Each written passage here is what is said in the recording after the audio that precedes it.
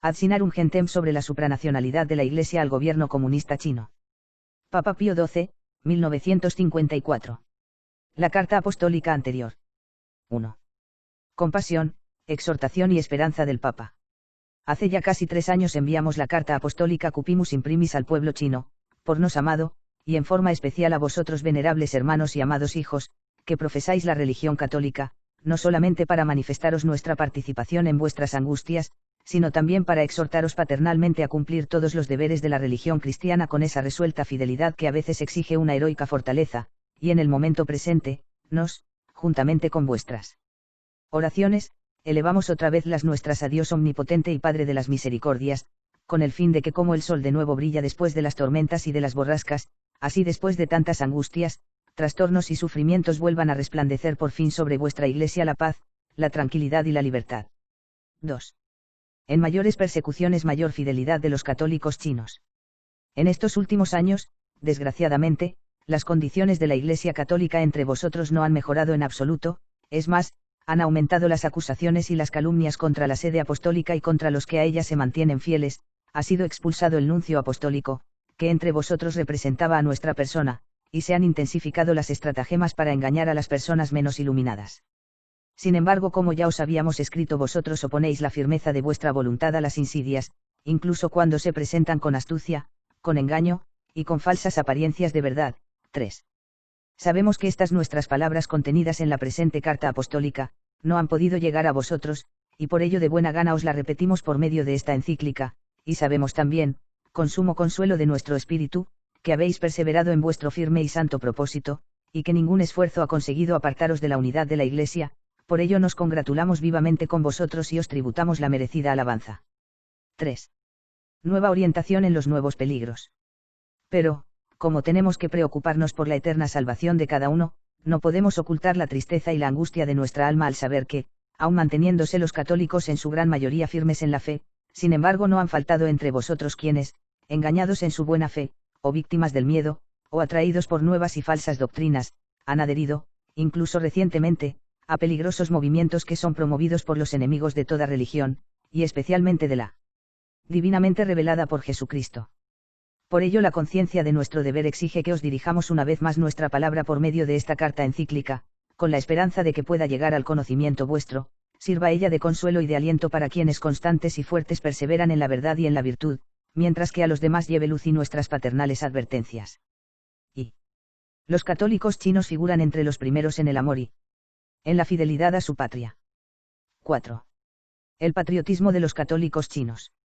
Ante todo, dado que también hoy, como ocurría antiguamente, los perseguidores de los cristianos les acusan falsamente de no amar a su propia patria y de no ser buenos ciudadanos, deseamos una vez más proclamar, 4, lo que, por lo demás, no puede dejar de ser reconocido por todo el que se sienta guiado por la recta razón, que los católicos chinos no son segundos a nadie en el ardiente amor y en la viva fidelidad a su nobilísima patria.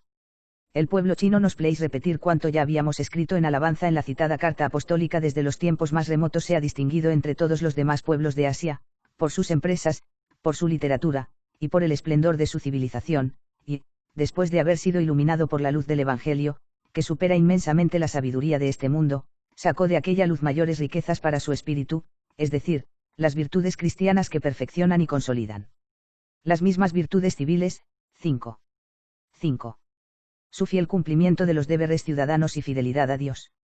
Además, nos vemos que sois dignos de alabanza también por este motivo, o sea, porque en las cotidianas y largas pruebas en que os encontráis, recorréis precisamente el camino justo, cuando prestáis, como conviene a cristianos, respetuoso obsequio a vuestras autoridades públicas en el campo de su competencia, y, amantes de vuestra patria, estáis dispuestos al cumplimiento de todos vuestros deberes de ciudadanos. Mas nos es asimismo de gran consuelo saber que, cuando ha llegado el momento, habéis afirmado abiertamente y aún afirmáis que en ningún modo os es lícito alejaros de los preceptos de la religión católica, y que de ningún modo podéis renegar de vuestro Creador y Redentor, por cuyo amor muchos de vosotros han afrontado tormentos y cárcel. 2. Sobre la autonomía de gobierno en la Iglesia. 6. La jerarquía eclesiástica propia en China, Pío XI y Pío XII. Como ya os hemos escrito en la precedente carta, esta sede apostólica, especialmente en estos últimos tiempos, con la máxima solicitud a cuidado de la recta instrucción y formación del mayor número posible de sacerdotes y de obispos de vuestra noble nación. Así, nuestro inmediato predecesor Pío XI de feliz memoria consagró personalmente en la majestuosa Basílica de San Pedro los 6 primeros obispos procedentes de vuestro pueblo, y nos mismo, deseando de todo corazón el progresivo establecimiento y el continuo y cotidiano desarrollo de vuestra Iglesia, de buen grado hemos constituido la sagrada jerarquía en China, y por vez primera en la historia hemos conferido la dignidad de la púrpura romana a uno de vuestros ciudadanos. 6. Deseamos, además, que llegue lo antes posible el día y con ese fin dirigimos a Dios fervorosísimos votos y suplicantes plegarias en que, también entre vosotros, obispos y sacerdotes, todos ellos de vuestra nación y en número suficiente para las necesidades, puedan gobernar la Iglesia católica en vuestro inmenso país, y que no sea ya necesaria la ayuda de misioneros extranjeros en el campo de vuestro apostolado. 7. Defensa de los misioneros extranjeros y sus motivos espirituales.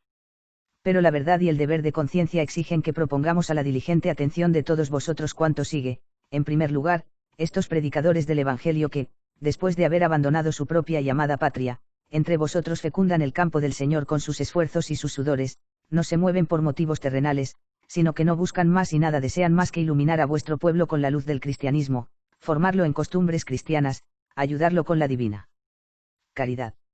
8. La unión con Roma y el gobierno jerárquico. En segundo lugar, incluso cuando el mayor número del clero chino ya no tenga necesidad de la ayuda de los misioneros extranjeros, la Iglesia católica en vuestra nación, como en todas las demás, no podrá ser regida con autonomía de gobierno, como hoy usa decirse. En efecto, también entonces, como bien sabéis, será absolutamente necesario que vuestra comunidad cristiana, si quiere formar parte de la sociedad que ha sido divinamente fundada por nuestro Redentor, se someta totalmente al Sumo Pontífice, vicario de Jesucristo en la tierra y con él estrechamente unida, por cuanto se refiere a la fe religiosa y a la moral.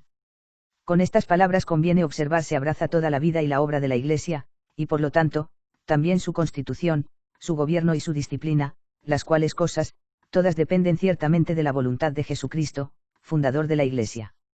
En virtud de esa divina voluntad los fieles se dividen en dos clases, clero y seglares, en virtud de la misma voluntad está constituida la doble jerarquía sagrada, o sea de orden y de jurisdicción.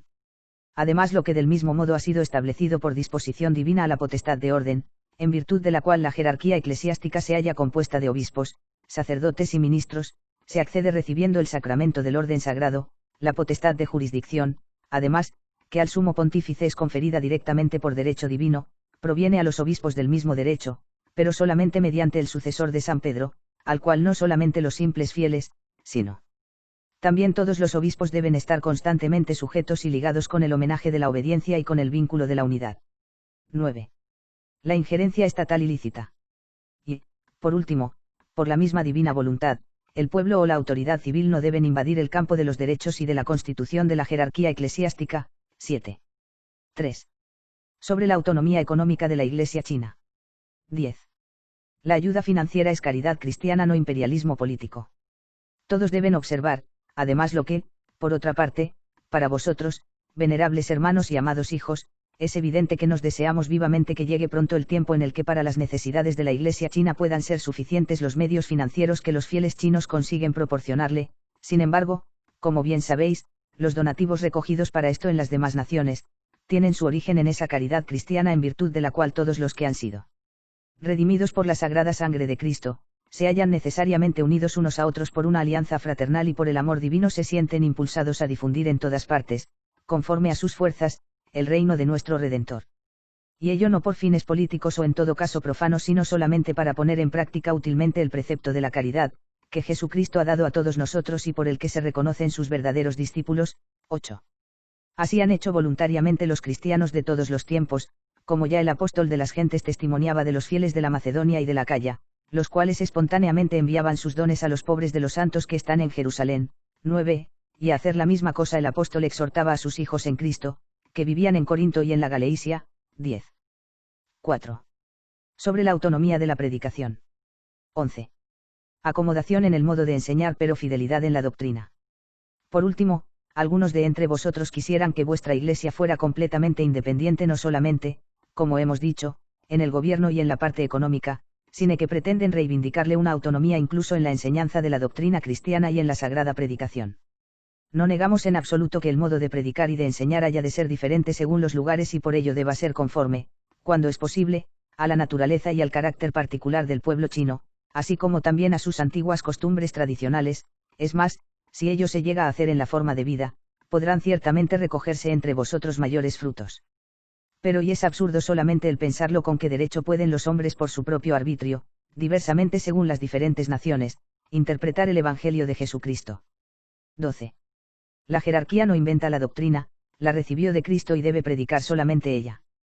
A los obispos, que son los sucesores de los apóstoles, y a los sacerdotes, que según su propia misión son los cooperadores de los obispos, ha sido conferido el encargo de anunciar y de enseñar el Evangelio que anunciaron y enseñaron los primeros el mismo Jesús y sus apóstoles.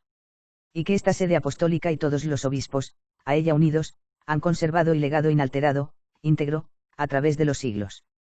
No son pues los sagrados pastores los inventores y compositores de este Evangelio, sino solamente custodios autorizados y pregoneros divinamente constituidos. Por lo tanto, nos mismo, y los obispos juntamente con nos, podemos y debemos repetir las palabras de Jesucristo: mi doctrina no es mía, sino de aquel que me ha enviado. 11. Y a todos los obispos de todos los tiempos puede ser dirigida la exhortación de San Pablo: oh, Timoteo, guarda el depósito a ti confiado, evitando las vanidades impías y las contradicciones de la falsa ciencia. 12, y así también estas palabras del mismo apóstol: guarda el buen depósito por la virtud del Espíritu Santo que mora en nosotros. 13. No somos, pues, nosotros maestros de una doctrina que brota de mente humana, sino que conforme al deber de nuestra conciencia, tenemos que abrazar y seguir la que ha enseñado el mismo Cristo Señor y que Él, con mando solemne, ha ordenado enseñar a los apóstoles y a sus sucesores. 14. Por lo tanto, quien es obispo, o sacerdote de la verdadera Iglesia de Cristo, debe una y otra vez meditar lo que el apóstol Pablo decía de su predicación del Evangelio: porque os hago saber, hermanos, que el Evangelio por mí predicado no es del hombre, pues yo no lo recibí o aprendí de los hombres, sino por revelación de Jesucristo. 15. Y además, estándonos ciertísimo de que esta doctrina, cuya integridad debemos defender, con la ayuda del Espíritu Santo, ha sido divinamente revelada, repetimos, estas palabras del apóstol de las gentes: pero aunque nosotros o un ángel del cielo os anunciase otro evangelio distinto del que os hemos anunciado, sea anatema. 16. V. Catolicidad y supranacionalidad de la Iglesia. 13. Las tres autonomías constituyen apostasía y se propagan por engaño, para formar la Iglesia nacional. Podéis ver, por consiguiente, fácilmente, venerables hermanos y amados hijos, cómo no puede pretender ser considerado y honrado con el nombre de católico quien profese o enseñe diversamente de cuanto hasta aquí hemos expuesto brevemente, como hacen los que han adherido a esos peligrosos principios en que se informa el movimiento de las tres autonomías o en otros principios del mismo género. Los promotores de dichos movimientos con suma astucia tratan de engañar a almas sencillas o a los miedosos, o de apartarlos del recto camino, y con ese fiel fin afirman falsamente que son verdaderos patriotas únicamente los que adhieren a la Iglesia por ellos ideada, es decir, a aquella que tiene las tres autonomías. Pero en realidad buscan, en una palabra, constituir finalmente entre vosotros una Iglesia nacional, la cual ya no podría ser católica, porque sería la negación de esa universalidad sea catolicidad, en virtud de la cual la sociedad verdaderamente fundada por Jesucristo se encuentra por encima de todas las naciones y abraza a todas y cada una de ellas. 14. La Iglesia es universal. Obedeciéndole no se obedece a una potencia extranjera. Nos place repetir aquí las palabras que sobre la misma cuestión escribimos en la recordada carta: la Iglesia católica no llama así a un único pueblo, no a una única nación, sino que ama a las gentes de cualquier estirpe con ese amor sobrenatural de Cristo que debe unir a todos entre sí como hermanos. Por lo tanto, nadie puede afirmar que esté al servicio de una potencia determinada. Del mismo modo, de ella no puede pedirse que, rota la unidad con la que su divino fundador quiso distinguirla, y constituidas iglesias particulares en cada nación, éstas se separen míseramente de la sede apostólica, donde Pedro, vicario de Jesucristo, continúa viviendo en sus sucesores hasta la consumación de los siglos. Si una comunidad cristiana cualquiera realizara semejante cosa, se volvería árida como un sarmiento arrancado de la vid. 17, y no podría dar frutos saludables. 18. Conclusión. Exhortaciones. 15. Obedecer a Dios más que a los hombres. Exhortamos, pues, vivamente en las vísceras de Cristo. 19, a los fieles de los que antes nos hemos lamentado, a volver al camino del arrepentimiento y de la salvación. Recuerden que si hay que dar, cuando es necesario, a César lo que es de César, con mayor razón hay que dar a Dios lo que es de Dios. 20, y cuando los hombres mandan cosas contrarias a la voluntad divina, entonces es necesario poner en práctica la máxima del apóstol Pedro: es necesario obedecer a Dios más que a los hombres. 21. Recuerden, además, que es imposible servir a dos señores, si estos mandan cosas opuestas entre sí. 22, y también que es imposible a veces satisfacer a Dios y a los hombres. 23. Y si en alguna ocasión ocurre que debe sufrir graves daños quien quiere permanecer fiel al Divino Redentor hasta la muerte, tolere esto con espíritu fuerte y sereno. 24. 16. La fidelidad heroica es necesaria. Queremos, en cambio, repetidamente congratularnos con los que, soportando penosas dificultades, se han distinguido en la fidelidad a Dios y a la Iglesia católica y, por lo tanto, han sido dignos de padecer contumelias por el nombre de Jesús. 25. Con ánimo paternal los alentamos a continuar fuertes e intrépidos por el camino emprendido, teniendo presentes las palabras de Cristo: no tengáis miedo a los que matan el cuerpo, que al alma no pueden matarla, temed más bien a aquel que puede perder el alma y el cuerpo en la gehenna. Los cabellos de vuestra cabeza están contados. No temáis, pues, a todo el que me confesare delante de los hombres, yo también le confesaré delante de mi Padre que está en los cielos, pero a todo el que me negare delante de los hombres, yo le negaré también delante de mi Padre, que está en los cielos. 25. Ciertamente, oh, venerables hermanos y amados hijos, no es leve la lucha que os es impuesta por la ley divina. Pero Cristo nuestro Señor, que ha declarado bienaventurados a los que sufren persecución por la justicia, les ha mandado gozar y exultar porque abundante será en los cielos su recompensa. 27. 17. Plegaria al cielo por la Iglesia china. Él mismo benignamente os asistirá desde el cielo con su poderosísima ayuda, con el fin de que podáis combatir el buen combate y conservar la fe. 28. A todos, igualmente, os asistirá con su eficacísima protección la Madre de Dios, María Virgen, que es también la Madre amantísima de todos. Ella, Reina de la China, os defienda y os ayude en modo especial en este año mariano, con el fin de que con constancia perseveréis en vuestros propósitos, que os asistan desde el cielo los santos mártires de la China, los cuales salieron serenos al paso de la muerte por su verdadero amor a la patria terrenal, y sobre todo por su fidelidad al Divino Redentor y a su Iglesia. 18. Bendición apostólica.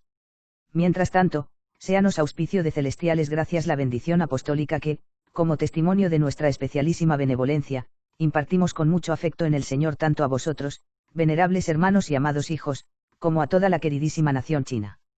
Dado en Roma, junto a San Pedro, el 7 de octubre en la festividad del Santísimo Rosario de la Bienaventurada Virgen María en el año 1954, 16º de nuestro pontificado. Pío XII.